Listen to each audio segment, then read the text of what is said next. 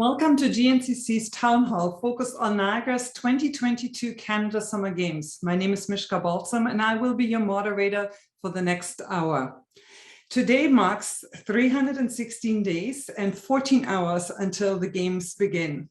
The Canada Games are the country's largest multi-sport event at the highest level of national competition for up-and-coming Canadian athletes. It's held every 2 years and alternates between the summer and winter. And more than 5,000 young athletes and 4,000 volunteers are expected to participate in the 28th edition right here in Niagara. And today we are fortunate to be joined this morning by Doug Hamilton, who is the board chair of Niagara's 2022 Canada Summer Games.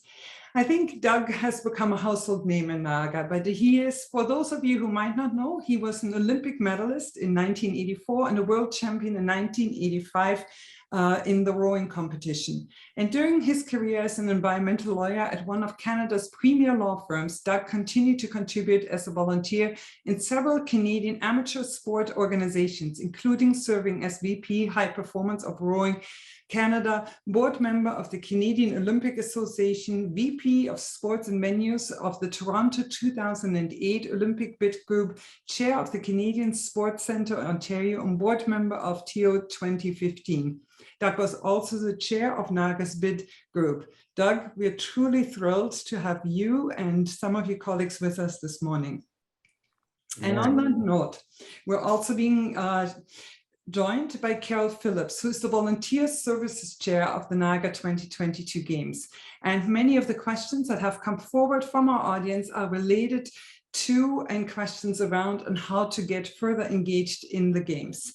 Carol's sports and recreation background is extensive. Previous to her role as the Associate Dean of Community Services, she worked as both the coordinator and a faculty member for Niagara College's Recreation Therapy and Leisure Recreation Services program, and as a former executive committee member for Brock Niagara's Penguins Welland Special Olympics in Therapeutic Recreation, Ontario. She has also coached basketball for many years, and she has played elite level basketball, touch football, and softball. Additionally, she's earned a recreation and leisure degree from Brock University before obtaining a postgraduate diploma in therapeutic recreation from Georgian College and a Master of Education from Yorkville University. Truly impressive. And Carol is joined by Jerry Berry, who's the Volunteer Services co-chair for the Games. And prior to retiring in 2018 from his position as regional director at Rexall Pharmacy Groups, Jerry held numerous leadership roles over a 27-year career at the Hudson's Bay Company, including district manager, pharmacy operations manager, and store manager. Jerry is a certified leadership coach, and since retiring, he has been involved with small business consulting, peer mentoring, and currently participates as a member of the Town of Niagara on the Lake Transportation Advisory Committee and multiple other volunteer initiatives. As a lifetime Niagara resident and an avid sports enthusiast, Jerry is pleased to have the opportunity to be involved in the Games as the Volunteer Services Committee co-chair, and looks forward to seeing all of the planning and preparations and hard work of the many helping hands bringing the Games to life. And I have to just personally say that reading these bios and sharing these bios, I can only say it is truly impressive of the company and the individuals that have come together today for this webinar. So it's impressive and makes me think I really need to utilize my time significantly differently and get more involved, because it is extraordinary seeing your involvement in the community and making us and bringing us as a community together. I wanted to also say to all of our participants who are here, thank you so very much for being with us. We want this to be a very engaging and interactive session that we have, and we have received many questions, and we are open to answering any of the questions that you might actually have. If you wish to enable live transcript, please refer to the bottom of your Zoom screen for that option, and you'll see that window. If you're running into any problems, technology-wise or others, just please utilize the chat function, and we are here to assist you. And then about today's format, we thought of actually asking Doug to maybe give some introductory remarks, giving us an update of where the Canada Summer Games are at, how we can get involved, and then we will move over to all the questions that you have provided to us. And as well, there's the chat function and the live option of asking questions as well. And on that note, Doug, how about if I hand this over to you? Thank you, Mishka. Thank you. So, Mishka, you introduced both Carol and Jerry, and you commented on their wonderful credentials, and they do have, and we're very fortunate to have Carol and Jerry leading our volunteer team and our recruitment of and training of our volunteer team over the next year. But they're just part of a very large volunteer team that has already come together to lead the charge for the games. We've got about 350 now planning volunteers that have come together, and they're working very hard to start to prepare for the games. Last year at this time, we had a town hall that you very, very kindly invited us to. And that was just after we had postponed the games from 2021 to 2022. Since then, we've paused in some areas of our planning where we were comfortable with our preparation. And in other areas, we've proceeded full speed.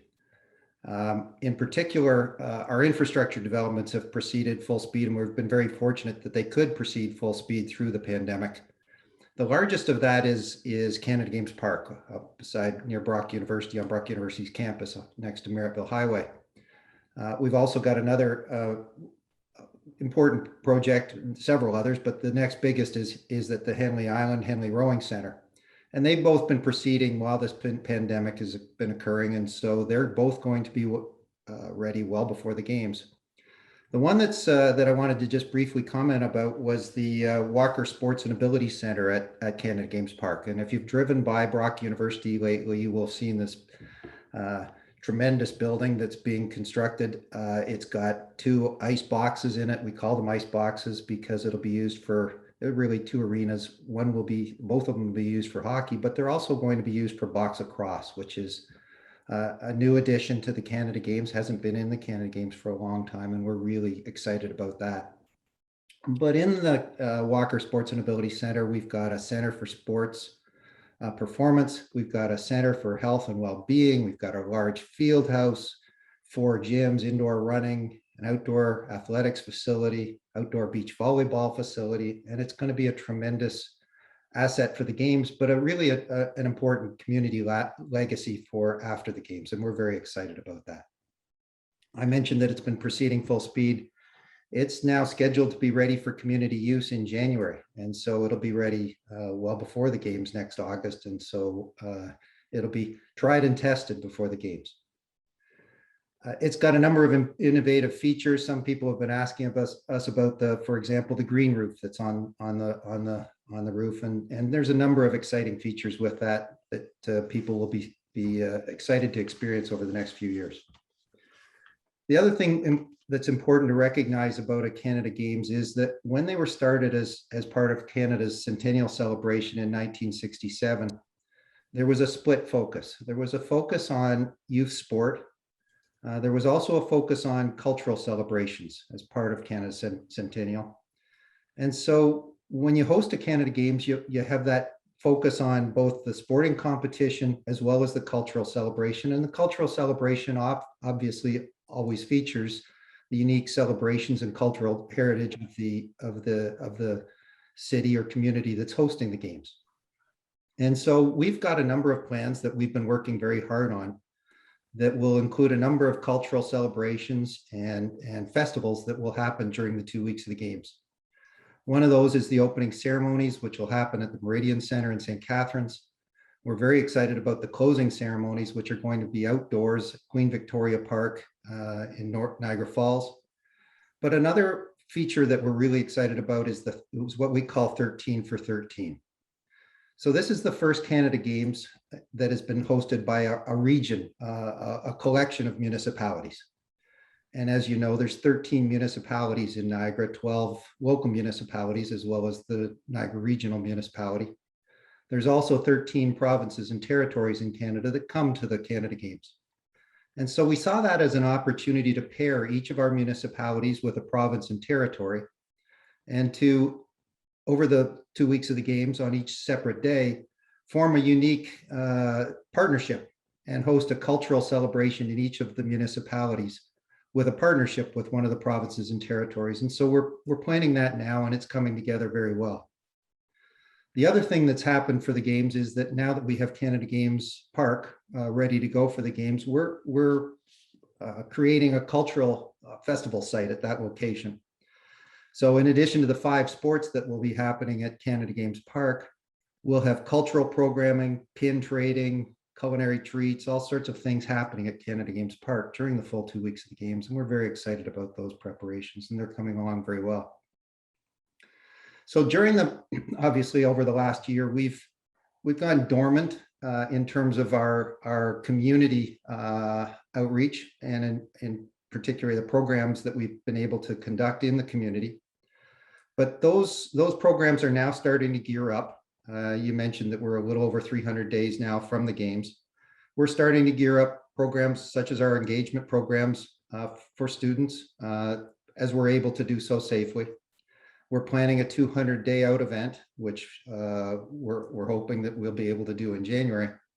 And another important part of our gearing up for the games is our volunteer recruitment and our training and our assembly of the volunteer team that's going to deliver the games.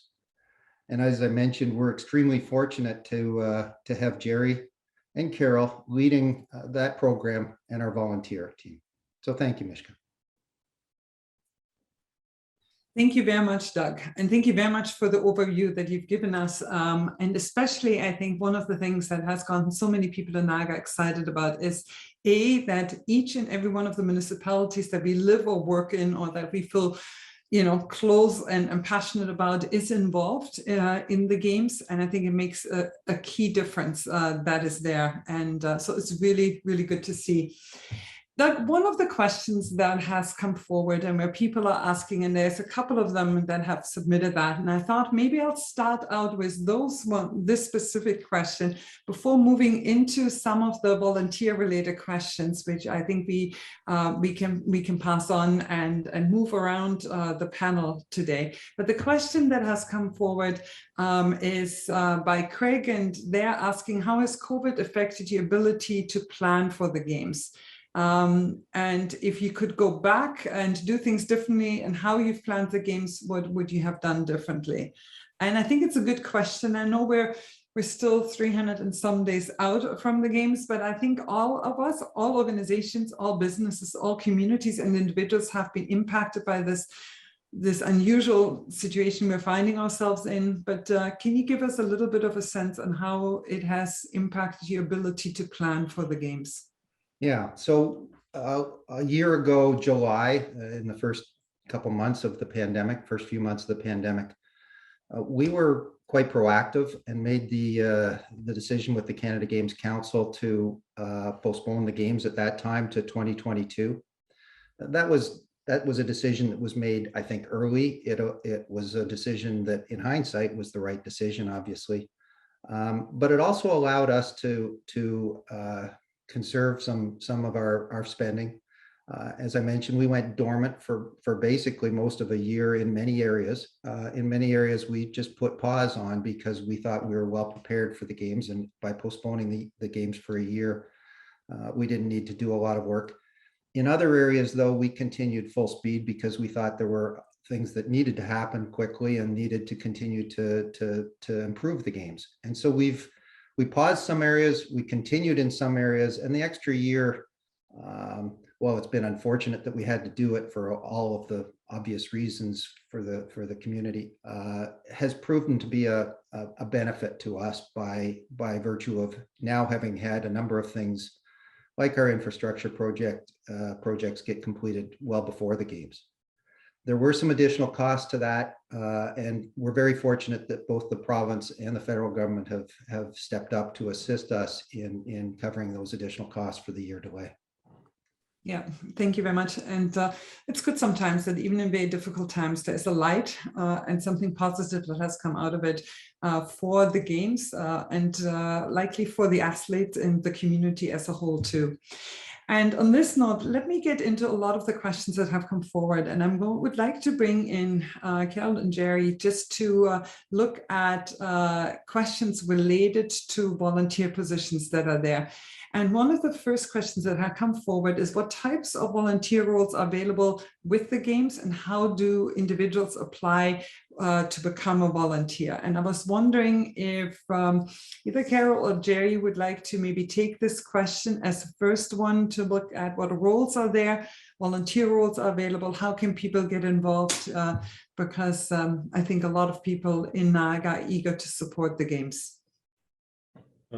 Thanks, Mishka. I'll step in and take this one to kind of start off here. So tons of positions available. Like Doug mentioned, right now there's about 350 planning volunteers that are already in the planning stages. So along with that, there's 100, I believe the number is 150 unique roles. And the easiest way to get involved is to look on the website, the Niagara 2022 website. There will be a portal launch in October for volunteer roles. But if you sign up to the people are interested, they sign up to the newsletter now, you'll get lots of information. There's also periodic roles that show up on an as needed basis. And I guess those would be called for pre-game volunteers. And then the third classification really are the games times volunteers, which would include anything from, somebody, a ticket taker or a host of some type or a driver. And obviously then the sports volunteers, which require a whole nother level of qualification, but lots and lots of opportunities. One of the things that attracted me initially was the fact that there's something for everybody. So no matter what your qualifications are, no matter what your interests are, there's something. And, listening to Doug's qualifications and Carol's qualifications, exceptional in the sporting field. And then myself, I really haven't done a whole lot in sports, except my younger years when I was heavily involved in sports, but there's been a big gap in there, but there's still something for someone like myself to be involved in. I think that's a real key thing to help the community and help these games be successful. I think, Jerry, you're making an excellent point. It's like we don't need to be an athlete to be involved, to volunteer actually for it and to get involved. Can you give us an idea how many volunteers the Canada Games are looking for next year? Like to saying this is how many we're looking for. Initially, I've always thought you were aiming for around 4,000 volunteers. I'm not sure if that has changed, but is that roughly the number that you're looking for? The number that I hear all the time, and Carol, correct me if I'm wrong here, is around 4,000, 4,500, which again was astounding when I first heard that. But it kind of gives you an idea of the size of this event, and I believe that's the correct number, around 4,500. Yeah, I think that's right. And Jay, I appreciate how you broke it down and saying there are volunteers that are needed at game time, volunteers, but there are so many logistical things in beforehand for pre-game events. You have the cultural events that are existing. And then right now, when we look at it and saying like there must be so much planning going on that are logistical, like looking at parking, transportation between events, movement that's there. So there's a high number of facets of getting involved in the game. So it's really good to see. Carol, questions again relating to the volunteer position. What types of volunteer positions are available for games time? And I think this is something that we hear a lot of people being interested in because they will be there. There will be excitement while this is going on. What are some of the positions that are available at that time? Again, yeah, so many games time volunteers are required. It's for volunteers who are interested in being in on the action. I think those that really want to become involved in the day-to-day operation of the games. And so as Jerry said, it's 150 different roles, from taking tickets to directing traffic to supporting the volunteer lounge and the volunteers to, on and on. Anything related to sport and making sure that spectators are comfortable, that athletes have what they need. Yeah, just 150 roles. This is now that would be quite an undertaking to manage, I assume, just even behind the screens and saying like, how do we prepare for that? How do we get people involved in it? Can I ask, do you have support from previous organizers of the Canada Summer Games, like that are giving you other manuals that exist for your roles and Jerry's role to say, we're learning from the last Summer Games or Winter Games that have taken place? Yeah, I think one of the most interesting things that I found since I've been involved is the knowledge of transfer that comes from other games. And I also understand there's a group of, I'm going to call them gamers, I don't know what the official name is, a group of people that travel from games to games just because of the excitement and the level of giving to these games. So yeah, the host society, the previous host society is very involved in the current games and will pay it forward as well. So it has been quite incredible to know that we're supported in the way that we are. Yeah, and it's nice to see, because we're often talking in Niagara about the legacy that the games will have on our community, and we often refer to the buildings and the infrastructure and the legacy that will continue. But there's also a legacy of knowledge and expertise and excellence that transfers from one to the next. And I think that is nice, because it does create that Canada-wide network then that exists. Thank you for referring to that. There's a question that has come forward. Do you need to have special qualifications or experience to volunteer for the games? And I'm not sure, Jerry, if you wanted to look at that, but I think a lot of people are asking, what do you need from us to saying I'm qualified to actually volunteer for the games? Sure, I'll gladly answer that one. So there's, I guess, two answers to it, yes and no. There's certain roles that don't really require any licensing or anything that's specific, and just, you know, a willingness to volunteer and support. And you could think of some of those roles could be, keep going back to the same thing, could be an usher or a ticket taker, that kind of thing that you don't need a license. Mm-hmm. Then on the flip side, there's a number of roles that would certainly need some accreditation. Could be a driver. You know, if you're driving athletes from, and I'm kind of making this up because I assume it happens, but from the airport or from the bus station or from the hotel to an event, you obviously have to have a driver's license. And any cash handling positions would require a background check of some sort, to my knowledge. So limited licensing, let's say, but kind of the logical things, and all of that would be spelled out very clearly in those roles on the website as to when there is a requirement for an accreditation. And then we're not really so much involved in the sporting event volunteers themselves, but obviously if somebody's a referee or a timekeeper or a judge or something, there's obvious accreditation that's required there. But I would think by and large, most roles don't need anything special. Yeah, I'm the example. And so would I be, actually, too. So here we go. We're in good company. When we talk about the volunteers that you're looking for, 4,000, 4,500, are you expecting that most of them come from Niagara, or is there an outreach across Canada or to neighboring community and saying, like, we're almost anticipating that a quarter, a third will come from other communities? What is the sense around that? Jerry, do you want to, or Carol, maybe Carol, if you would like to address? Sure, I can take this one. Yeah, I think the vast majority will come from the residents of the Niagara region, and I haven't actually heard a percentage, that sort of separates out of region and local region. I know, and I've heard stories. This is my first game, but I've heard stories again that even the volunteers will travel from games to games. But I don't know that that's a large percentage. I think usually the games are supported by the community that is hosting the games. Yeah, no, that makes total sense. Doug, I want to just bring you back into the conversation on this one. And we just had a question on, well, we have many questions around volunteers, but yesterday marked a day where across Ontario we have introduced a COVID passport certification. What role do you see that? I know it's far out. We have it's 10 months down the road that you're looking at that. But as you are bringing your volunteers together, as you're looking for who qualifies, who can we sign up, what role does COVID-19 vaccination play when you look at that?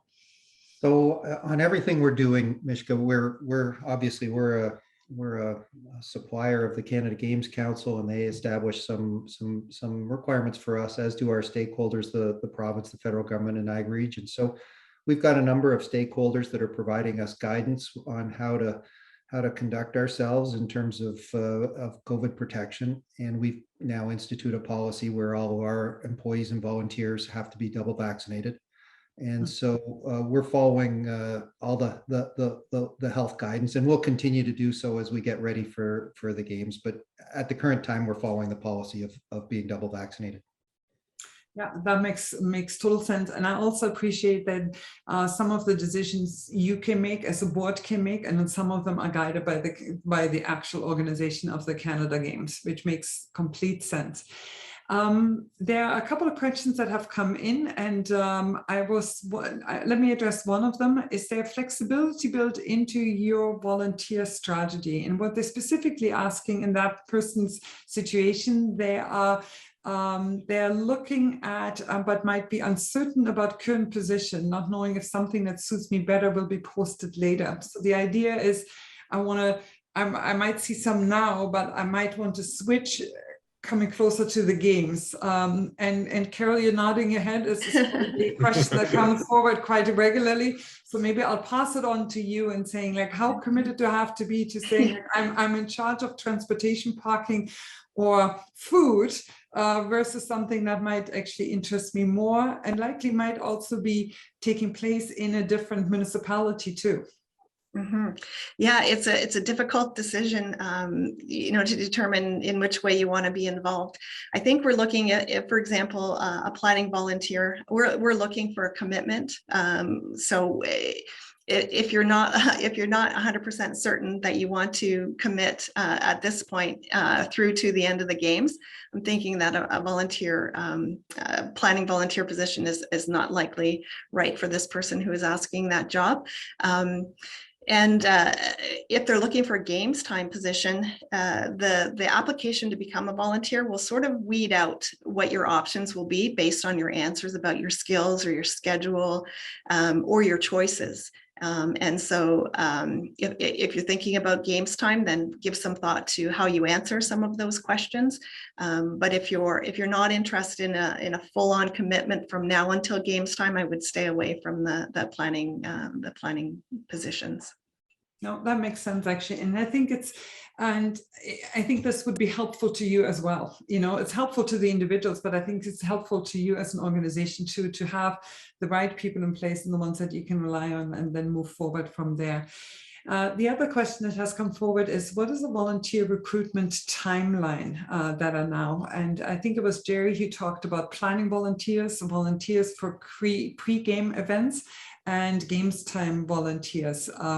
Any sense? Because people are saying, like, maybe I'm interested in games time positions, and that comes back to the question that we just had.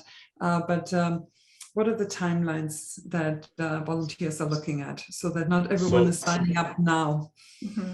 Yeah, so there's stuff that, and I mentioned it earlier, there's stuff on the games website of positions that are available now. And there's a few lead positions, I believe, that are available, and those are what Carol referred to as the planning positions. So if you're interested in any of those roles, check out the website and you'll see them on there. There's some other roles that are available now as well, and they're on the website. The vast majority would be those games time roles, and there's a volunteer portal that will be launched in October, I believe, the last week of October. And that's where those questions will be asked that you can answer, that Carol referred to in her last statement there. for the games time roles. And sounds like October sounded like a long time away back a year ago or 6 months ago even, but it's really creeping up on us. So anybody that's interested in volunteering those 2 weeks as a games times volunteer from August 6th to 22nd, and it might be 1 week, might be 2 weeks, that would be the tool to get yourself involved at that point, that volunteer portal. Yeah, no, that's extremely helpful actually for people to know, and to also make sure that they're signing up for that which they really want to volunteer for and not change their mind at that. Doug, just asking you again, you mentioned the cultural impact that is there, and we have a question here too, is saying like, who can they reach out to for organizations or individuals who want to get involved in the cultural programming of it? Because we're talking about a lot today about the volunteering and the game volunteering, but here's someone who's also saying that they want to contribute to the cultural events and celebrations that are taking place. Okay, so on our website, we have some contact information, but the person that on the cultural celebration that is taking the lead on that is Vittoria Wikston. So if they'd like to direct their particular questions to Vittoria, that would be the right person. She's extremely capable and happy to answer all of those questions. Yeah, and I can only second that as well. And we'll make sure that to everyone who's participating in this webinar to share her contact information as well. And any dates, specific dates that are being mentioned, we're also going to share in our chat right now. There is, we're Canada, we're a bilingual country. What are the language requirements for a volunteer to the games? Maybe some people feel like maybe their French is not up to par. And what are your thoughts on that? What are the requirements on it? I can take that one, Mishka. We are looking for a certain percentage of bilingual volunteers to support the games. Susan Moran is the official language chair, and so her tagline is often that she's looking to French up the games. She's looking to French it up. So yeah, an excellent group to become involved with if you are bilingual. And I don't know to the extent in which someone needs to be able to speak or understand French, but I think if you are bilingual, even to some extent, that reaching out and again, adding that to your volunteer application. They would be in touch with you for sure around that. Yeah, I can see that as being a critical component too. And on the question of language requirement, there's another question that has come forward from a parent, and they have kids that are sports enthusiasts and also kids that really want to volunteer. Is there an age limit of young people to get involved in the games, and what may be some of those opportunities for those that are younger to really be part of the games and experience it in a volunteer position? I'll take that one. So the requirement for age is 16 as of July 1st, 2022, with parental consent. Along with that, and there's some that may some opportunities possibly for even younger kids, like all boys or girls in the tennis matches, that type of thing. But that kind of sets a standard, the 16-year-old as of July 1st, 2022, with parental consent. So it gives a great opportunity for high school students and that type of thing to become involved. Yeah, I think that's excellent, because I think it's one of those unforgettable memories that you have if you're involved, if you're close to the games and you have that experience at the same time. And we encourage really the young generations and especially the sports enthusiasts to get involved in it. It's really wonderful to see. When individuals register to volunteer, will they be able to choose what venue they might be stationed at? And not just the venue they're stationed at or the community they can get involved in. Are there ways that people can really choose it up front to ensure that there is less movement down the road when it comes to that? And Yeah. Carol? Yeah. Yeah, for sure. When a volunteer is registering to become a volunteer, they are offered their choice of venue or their preference for venue location, and then as well they're asked for their top 3 choices for volunteer roles, and then the N22 team will do their best to match a volunteer with their preferred location, venue location, and their preferred role. Yeah, no, that makes total sense. Doug, I think this is a question that probably is linked to you. There, we have been joined by an owner and operator of a gym in Welland, and they are looking and saying that, can we get involved? Can we get athletes to come down here? Are there different ways that they could partake too? And that probably speaks more to how businesses can get involved. Yeah, again, so our website has a number of different opportunities on it. In addition to the volunteer opportunities, it's got a number of business opportunities. So as we're proceeding with the planning for the games, and as we see those business opportunities, we're identifying on the website, whether it be the supplying of dental care for the athletes, or pharmaceutical care for the athletes while they're here, or a number of different opportunities during the 2 weeks of the games, as well as opportunities for us in our planning and our procurement of different things that we need for the games over the next 10 or 11 months. So there are a number of opportunities for businesses that are on our website, and I encourage people that want to look at those opportunities to go to the website. Yeah, thank you so very much. And we have also, this has been one of our commitments to the games too, is that we have actively shared it with the business community, with our network as well, of what is available. But we'll make sure to share that link again for those individuals that are with us today that are businesses and wanting to get involved in it. We're moving back to volunteers. There's a lot of questions, and I think this is what makes it a town hall. And this is where the question that has come forward: what is the minimum time commitment for volunteers at the games? Can I choose to only volunteer for one game, one particular setting, or do I need to commit to 3 days, 5 days, a longer period of time? And Jerry, I don't know if you want to take that question, but I think it's a very valid one when people are looking at their own tight schedules and saying, what kind of commitment are you looking for? Yeah, it's a great question, and there's 2 things. If we talk about the planning commitment for these roles that are kind of in place now for planning, it's a couple of meetings a month for any of those open roles. And for what I'm doing as a volunteer lead and I guess a co-chair, it's basically 2 meetings a month, 2 couple-hour meetings. So not a significant time commitment, but extremely rewarding. When you get to the games time commitment, what we're looking for is over the 2 weeks, about 36 hours. Obviously, that's when the rubber hits the road and everything has to happen. So about 36 hours over the 2 weeks, depending on the venue, depending on the event. It might be in 1 week, might be split over the 2 weeks.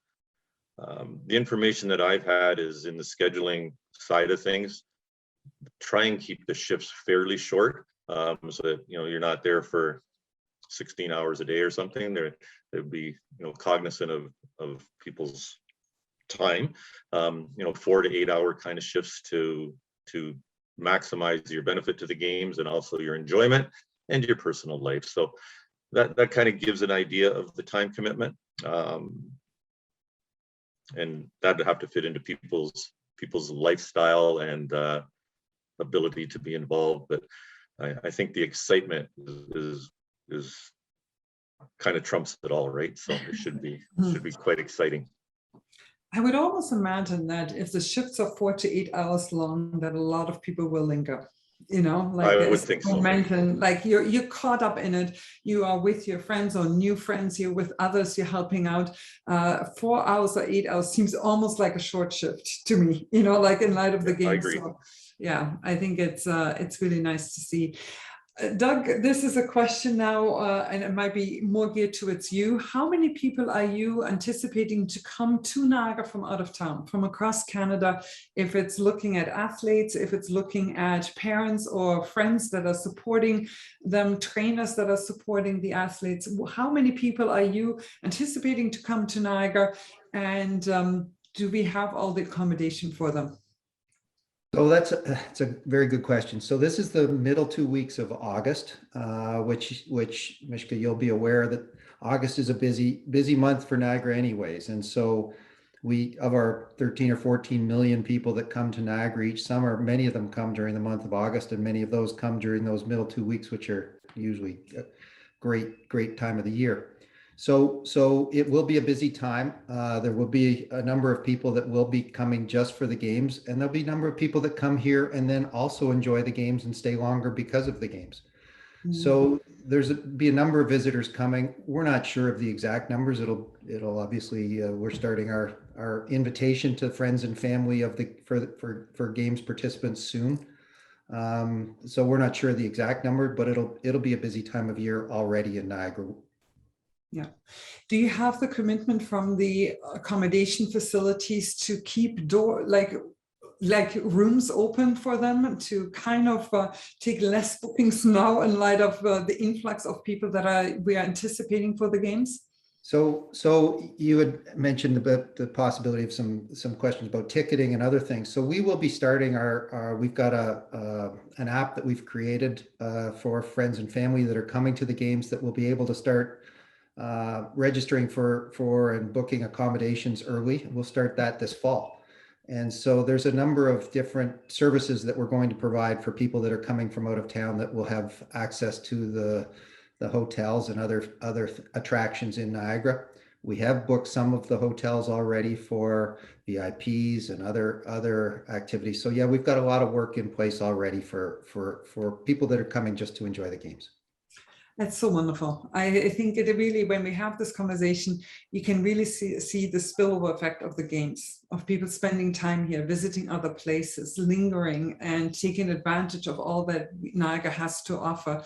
And that's wonderful. It's wonderful for Niagara and for the brand of Niagara beyond Niagara as well. So it's really great to see.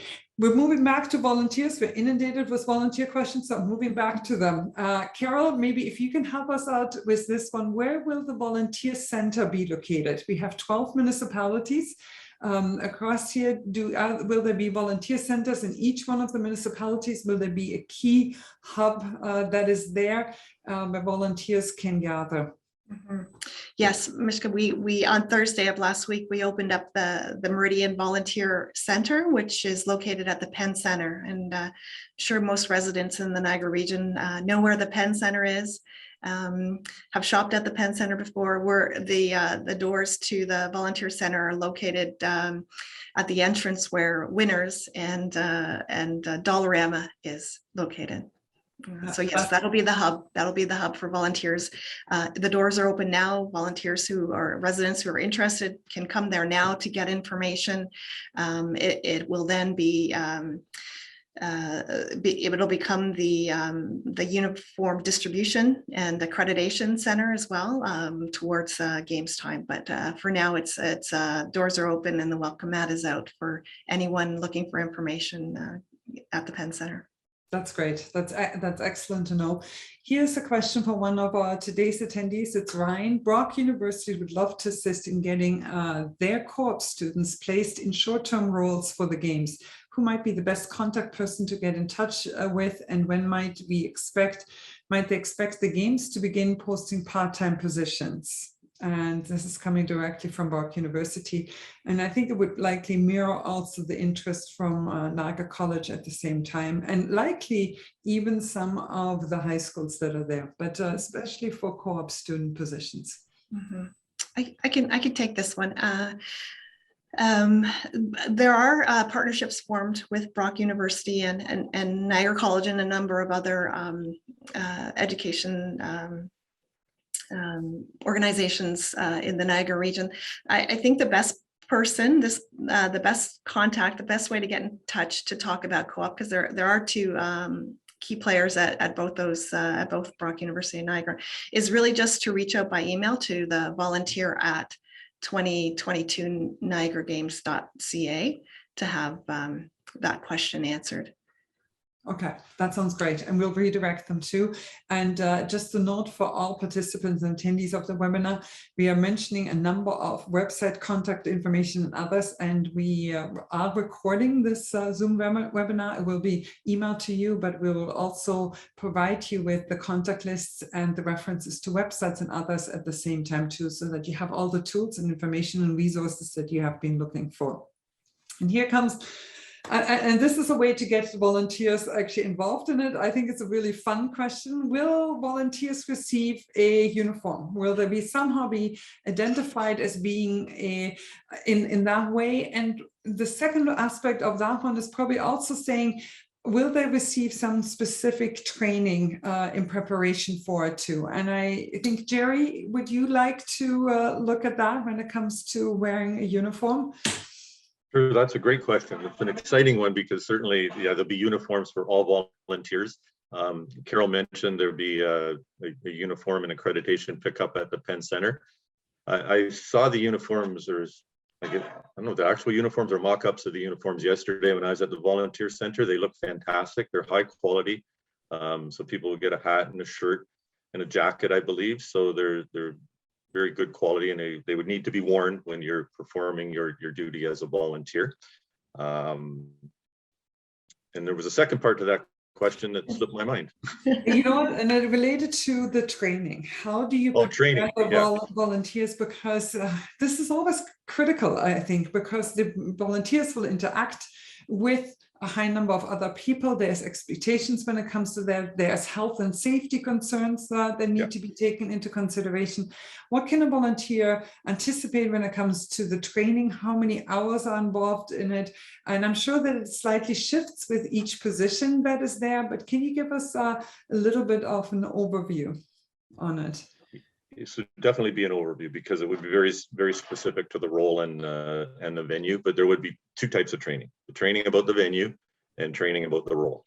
So how that will come together, it would be prior to the games, obviously, not months and months in advance, but within the month prior, there would be some training, and it would be held. Carol, maybe I'm going to rely on you. Some of it may be virtual, some may be in person. Am I correct in saying that? I think it changed a couple of times. Yes, Jerry, you're correct in saying that. I think right now we're looking at doing both of those things, making training available both ways, and likely sort of a hybrid model, a little bit of online and a little bit of face-to-face. We can do so safely. I think Doug has his finger up. Yes, and Doug? Mishka, you asked a really good question about the volunteer uniforms. I just wanted to add to Jerry's comments. So you also asked about local suppliers and business opportunities. We're really fortunate that a long-time athletic wear provider in Niagara, Regatta Sport, has stepped up to become both our merchandiser as well as the supplier of our volunteer uniforms. So Jerry mentioned that they're very high quality, and that's of course what Regatta Sport does, but we're really pleased that Regatta Sport has come to us and to have a local supplier providing the volunteer uniforms. I think that sounds great. And I think that you're actually touching on something else, and that is actually merchandise. And we actually like it. We like to wear team jerseys. We like to wear the hats. And as a community, when can we expect to actually maybe purchase some of those gadgets that gets us excited about the games, get us involved, get us to speak about them, and to show our colors and our support for the games that are coming up? So Regatta Sport is our merchandiser for the games, and on their website now is starting to offer various merchandise provisions for the games. That'll gear up particularly as of December or January of this year, and they'll start to enhance the merchandise program, and they'll put it at kiosks at different locations as well, and at some of our events that we're going to be starting to gear up for. The other thing that happens for a games in addition to the merchandise is pins. And if you've ever been to a multi-sport games, pin collecting we have 18 sports. Pin collecting will be the 19th sport. And it's a fun fun activity. And so all the teams come with pins. We'll have pins. Many of our sponsors will have pins. And so pin collecting will be a real fun activity, and we'll have a hub for that at Niagara Place at Canada Games Park. That sounds good. Doug, while we have you here, one of the things we talked about last year was the pre-qualifications to be part of the games. And this must have been a challenging year when it comes to some aspects of it and bringing the team forward. Can you give us and shed a little bit of light? Are the teams ready? Are they pre-qualified? Do you already know who is coming? So the qualification process, or the selection process for all of the athletes that come to the games, are done by the 13 provinces and territories. Yeah. Each of their sports has a different qualifications depending on the timing of their particular sport. So they're going through that process. They've started it, and they'll complete it, many of them in the spring.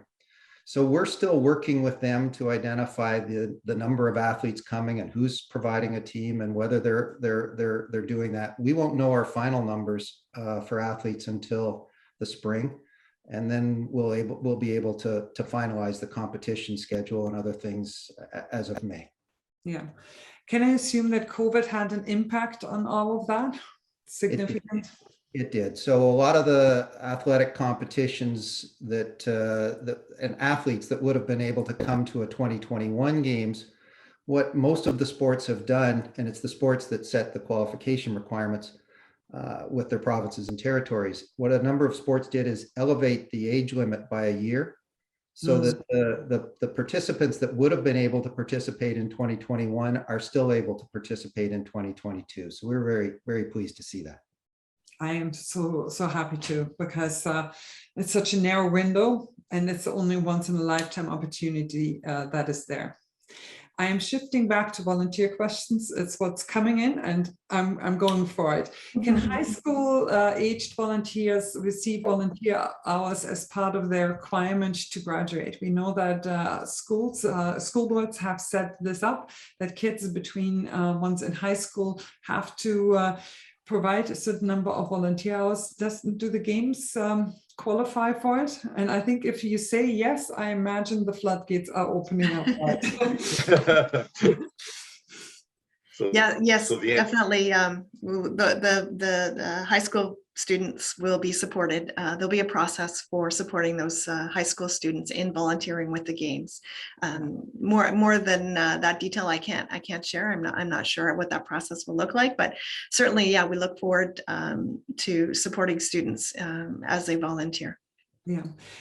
Carol, can you give parents that are here that are interested in, or students that are interested in, a sense of when they can apply or when they might have more information about their involvement in the games? In terms of getting involved, I think, again, reaching out to the portal when it opens on October 25th, because those are the game time volunteer opportunity to engage in that way then. Excellent. So October 25th, so for whoever one is here, please mark it in your calendars, and we'll make sure to also promote it through our channels at the same time. Do volunteers have to provide their own transportation to get to their shifts, or is there going to be some sort of a transportation available for volunteers that leads them maybe from one municipality or one venue to another? Transportation, yeah, I'll take that. Transportation to get to the events is the responsibility of the volunteer. Just like anything else, I guess you have to get yourself there. And I seem to keep referring to the portal, but as you answer the questions in the portal and you select the venues that you prefer, you want to make sure that you coordinate that with your ability to get there. So that is on the volunteer's ticket.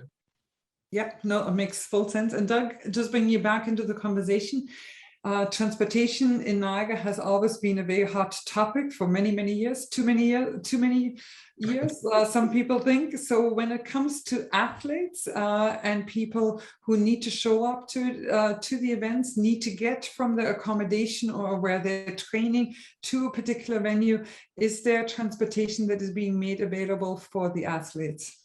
Yes, so we have a quite an extensive transportation system for the athletes that is only for the athletes. So we'll have a busing system.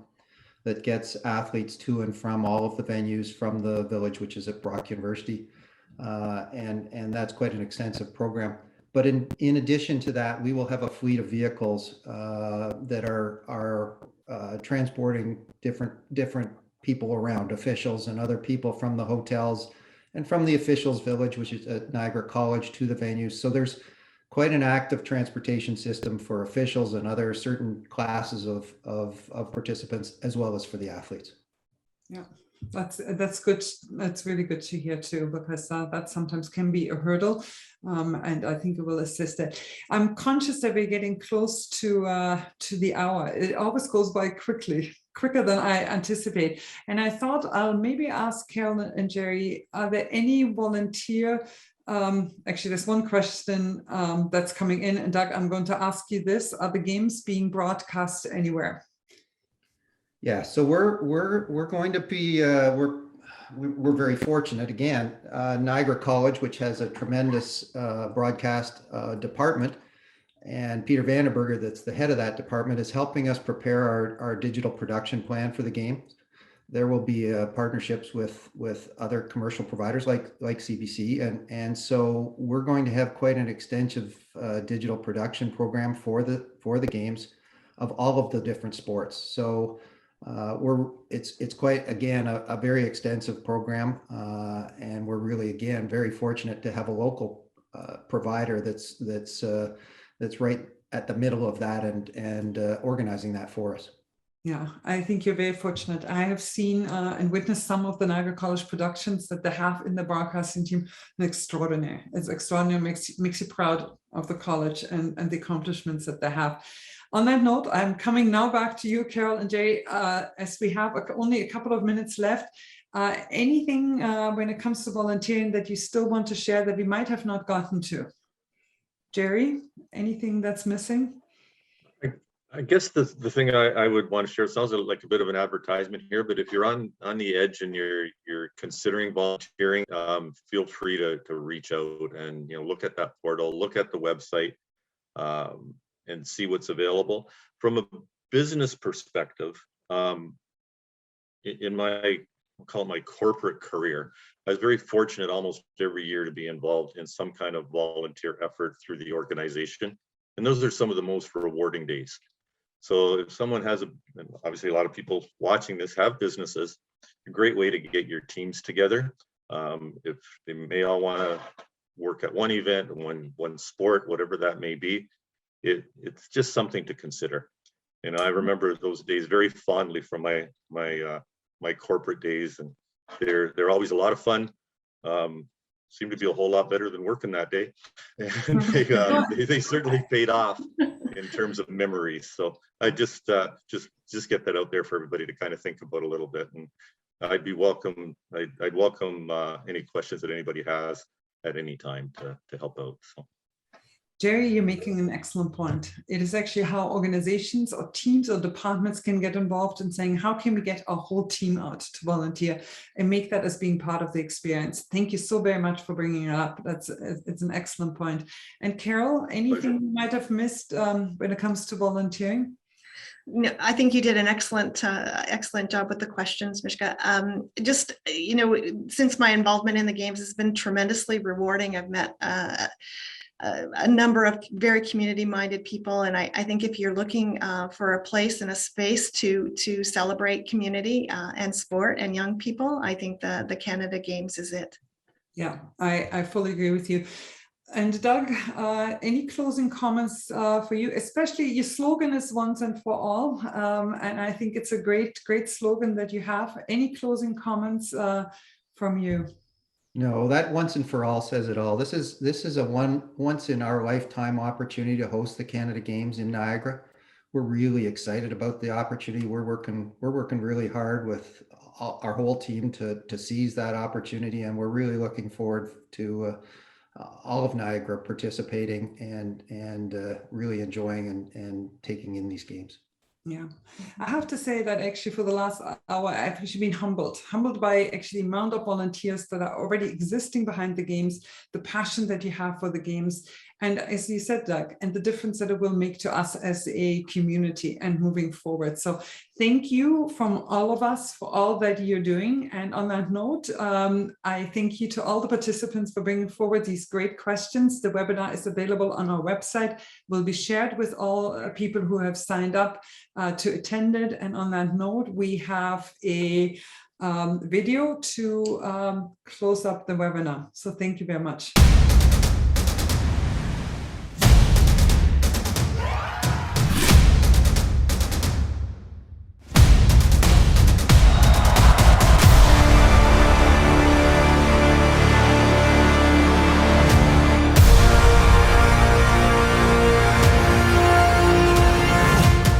For every start, there is a finish line. For every stumble, a triumph.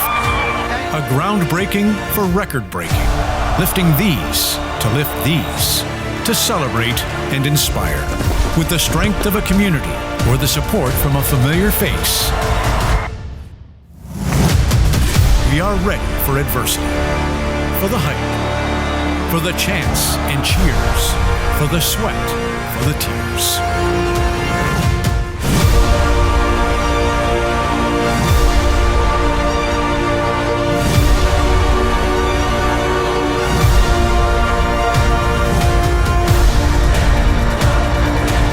Once and for all.